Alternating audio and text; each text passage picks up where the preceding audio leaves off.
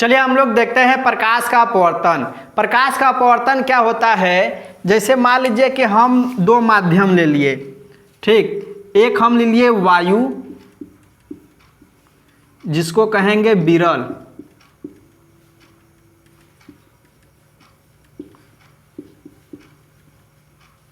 विरल माध्यम, ठीक।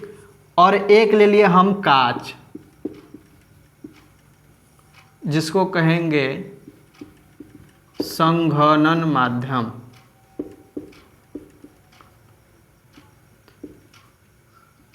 देखिए हम ये ले लिए क्या, एक वायु ले लिए, एक कांच, दो माध्यम ले लिए, एक विरल और एक संघनन। अब इसमें से हम क्या किए कि प्रकाश के किरण को गुजारे, ठीक ना। मान लीजिए यहां से प्रकाश का किरण आया और यह क्या है, एक अभिलंब है, ठीक।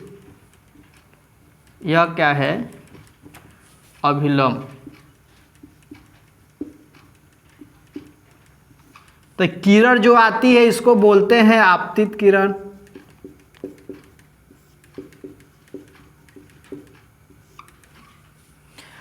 देखिए जब क्या होता है कि प्रकाश की किरण एक माध्यम से दूसरे माध्यम में जाता है तो अपने मार्ग से विचलित हो जाता है। इसी घटना को हम लोग कहते हैं प्रकाश का अपवर्तन, ठीक ना। जब प्रकाश की किरण एक माध्यम से दूसरे माध्यम में प्रवेश करेगी तो अपने मार्ग में क्या हो जाएगी, विचलित हो जाएगी। तो यह जो घटना हो रही है इसी घटना को हम लोग कहेंगे प्रकाश का अपवर्तन। जैसे मान लीजिए कि आपतित किरण विरल माध्यम से संघनन माध्यम में जा रही है, तो इसको अगर जाना चाहिए तो ये सीधे जाना चाहिए, ठीक ना।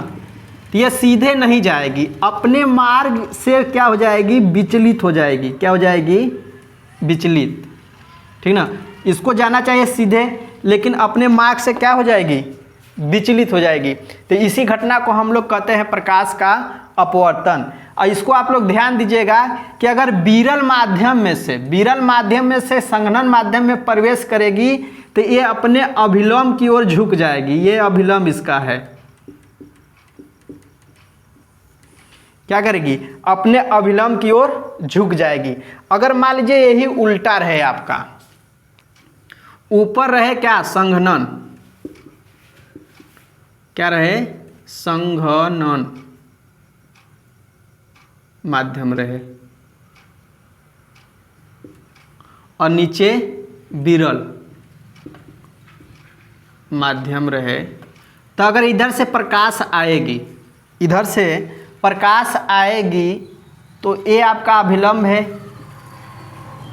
अब यहाँ था क्या कि विरल से संघनन में जा रही थी, अभिलंब की ओर झुक रही थी, लेकिन यहाँ संघनन से विरल की ओर जा रही है तो यह क्या करेगी, अगर इसको ये सीधे आना है तो सीधे ना आकर ये क्या करेगी कि अभिलंब से दूर जाएगी।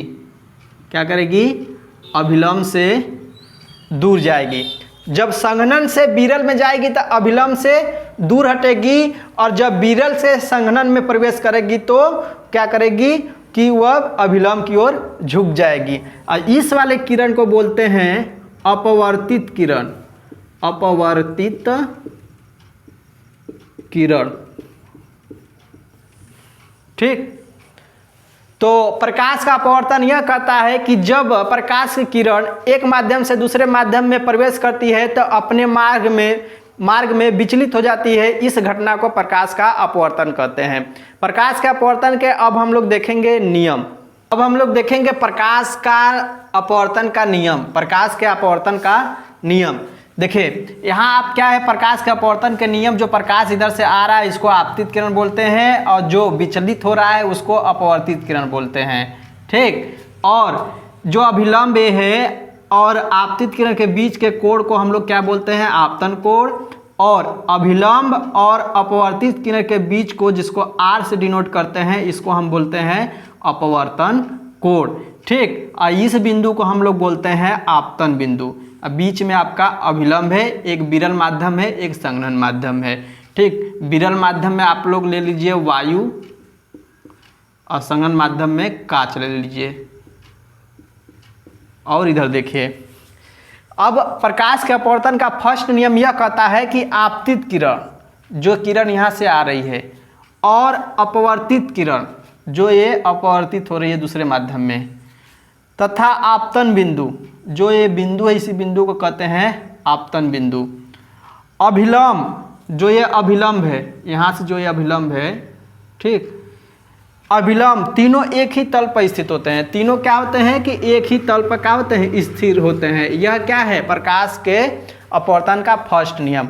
सेकेंड नियम यह कहता है कि किन्हीं दो माध्यमों के लिए आपतन कोण और किन्हीं दो माध्यमों के लिए जो आपतन कोण आई है, ठीक ना, आपतन कोण आई की साइन तथा अपवर्तन कोण आर, जो अपवर्तन कोण आर है, यहाँ पर देखिए जो ये है आर, ठीक, साइन जो आपका आपतन कोण आई और अपवर्तन कोण आर की साइन का अनुपात नियतांक होता है। इसका मतलब कि साइन आई बटे साइन आर का जो अनुपात होता है, यह नियतांक होता है। क्या होता है, नियतांक।